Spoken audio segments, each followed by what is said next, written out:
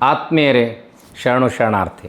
ಯಾಕಪ್ಪ ಬಸವಣ್ಣನೇ ಧರ್ಮಸ್ಥಾಪಕ ಅಂತ ಹೇಳಲಿಕ್ಕೆ ಯಾಕಿಷ್ಟು ಹಠ ಅಂತ ನಿಮ್ಗೆ ಅನ್ನಿಸ್ಬೋದು. ಇವತ್ತು ಈ ರೀತಿಯ ಸತ್ಯದ ಪ್ರತಿಪಾದನೆಗೆ ನಿಲ್ಲುವಂಥ ವಾತಾವರಣವನ್ನು ವಿಮರ್ಶೆ ಹೆಸರಿನಲ್ಲಿ ಟೀಕೆ ಮಾಡುವಂಥವರು ನಿರತರಾಗಿದ್ದರಿಂದ ಇದನ್ನು ಹೇಳಲೇಬೇಕಾಗತ್ತೆ.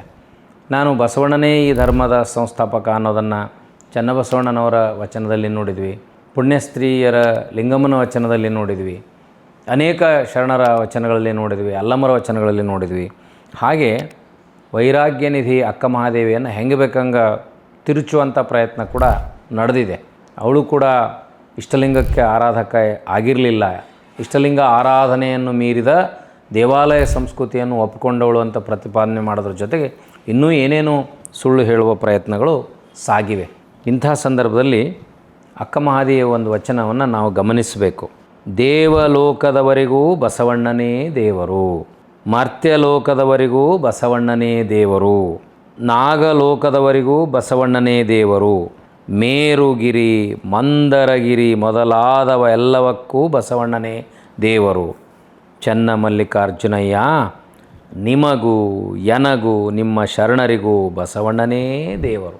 ಈ ವಚನದ ಇಂಟ್ರೆಸ್ಟಿಂಗ್ ಪಾಯಿಂಟ್ ಏನು ಅಂದರೆ, ಯಾವುದನ್ನು ಶರಣರು ಕರ್ಮ ಸಿದ್ಧಾಂತದಲ್ಲಿ ಒಪ್ಪಲಿಲ್ಲ.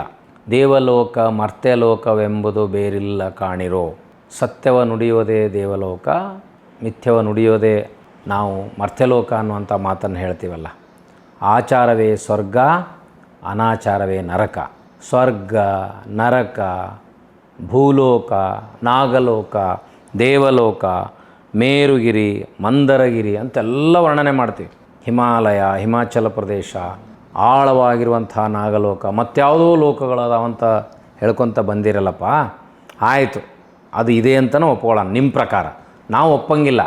ನಿಮ್ಮ ಪ್ರಕಾರ ಅವೆಲ್ಲ ಅದಾವಂತ ತಿಳ್ಕೊಂಡ್ರೂ ಸಹಿತ ಒಂದು ಮಾತನ್ನು ನಾನು ಹೇಳಲಿಕ್ಕೆ ಬಯಸ್ತೇನೆ ಅಂತ ಅಕ್ಕ ಮಹಾದೇವಿ ಹೇಳ್ತಾಳೆ. ಏನು ಅಂದ್ರೆ, ಎಲ್ಲ ಲೋಕದವರೆಲ್ಲರಿಗೂ ಬಸವಣ್ಣನೇ ದೇವರು.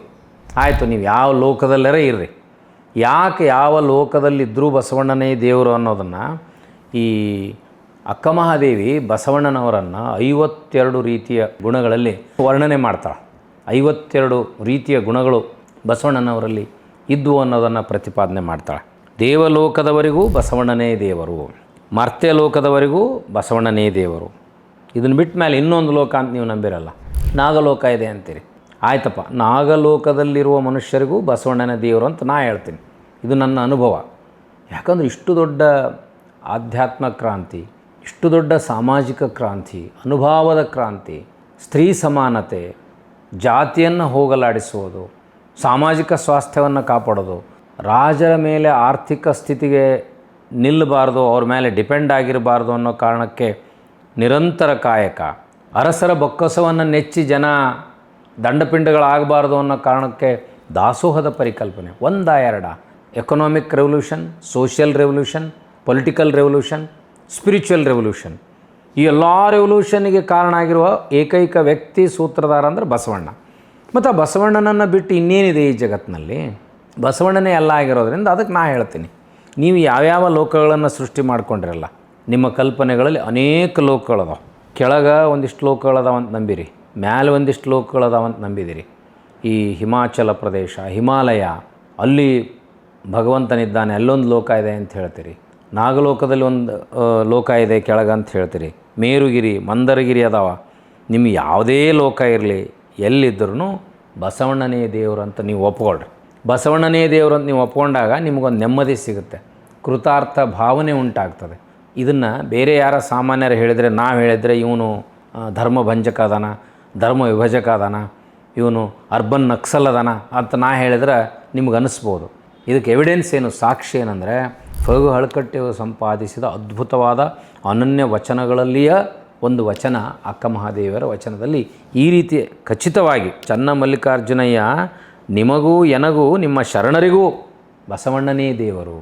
ಅಂದರೆ ಒಬ್ಬ ವ್ಯಕ್ತಿಯನ್ನು ಯಾವುದೊಂದು ಅದ್ಭುತವಾದ ಶಕ್ತಿ ಚೈತನ್ಯ ನಮ್ಮನ್ನು ರಕ್ಷಣೆ ಮಾಡ್ತದೆ ಅಂತ ನಾವು ನಂಬಿರ್ತೀವಿ, ದೇವರಂತ ಹೆಸರು ಕೊಡ್ತೀವಿ. ಒಬ್ಬ ಜೀವಂತವಿರುವ ವ್ಯಕ್ತಿಯನ್ನೇ ನಾವು ದೇವರಂತ ಕರಿತೀವಿ ಅಂದ್ರೆ ಅರ್ಥ ಆ ವ್ಯಕ್ತಿಯ ಬಗ್ಗೆ ನಮಗೆಷ್ಟು ಪೂಜ್ಯನೀಯವಾದ ಭಾವನೆ ಇರ್ತದೆ. ನಾವು ಯಾರಾದರೂ ನಮ್ಮ ಕಷ್ಟ ಕಾಲದಲ್ಲಿ ಸಹಾಯ ಆಗಿಬಿಟ್ರೆ ಯಪ್ಪ ನೀ ನನ್ನ ಪಾಲಿಗೆ ದೇವ್ರು ಸಿಕ್ಕಂಗೆ ಸಿಕ್ಕಿ ಅಂತ ಹೇಳ್ತೀವಿ. ಹಾಗೆ ಆವತ್ತಿನ ಸಮಸ್ತ ಮಾನವ ಜನಾಂಗಕ್ಕೆ ಮುಖ್ಯವಾಗಿ ಬಹಳ ಕೆಟ್ಟ ದೃಷ್ಟಿಯಿಂದ ಭೋಗದ ವಸ್ತು ಹಡೆಯುವ ಯಂತ್ರ ಅಂದ ಜರಿಸಿಕೊಂಡಂಥ ಹೆಣ್ಣುಮಕ್ಕಳಿಗೆ ಬಹಳ ದೊಡ್ಡ ಆತ್ಮವಿಶ್ವಾಸವನ್ನು ತುಂಬಿದವರು ಬಸವಣ್ಣ. ಆ ಕಾರಣದಿಂದ ವಿಶೇಷವಾಗಿ ದಲಿತರು, ಶೂದ್ರರು, ಮಹಿಳೆಯರ ಪಾಲಿಗೆ ಖಂಡಿತವಾಗಿ ಬಸವಣ್ಣ ದೇವರು ಅಂತ ಹೇಳೋದ್ರ ಜೊತೆಗೆ ಎಲ್ಲ ಲೋಕದಲ್ಲಿ ವಾಸಿಸುವ ಎಲ್ಲ ನಂಬಿಕೆಗಳನ್ನು ಹೊಂದಿರುವ ಜನರಿಗೆ ಬಸವಣ್ಣನೇ ದೇವರು, ಬಸವಣ್ಣನೇ ದೇವರು. ಶರಣು ಶರಣಾರ್ಥಿ.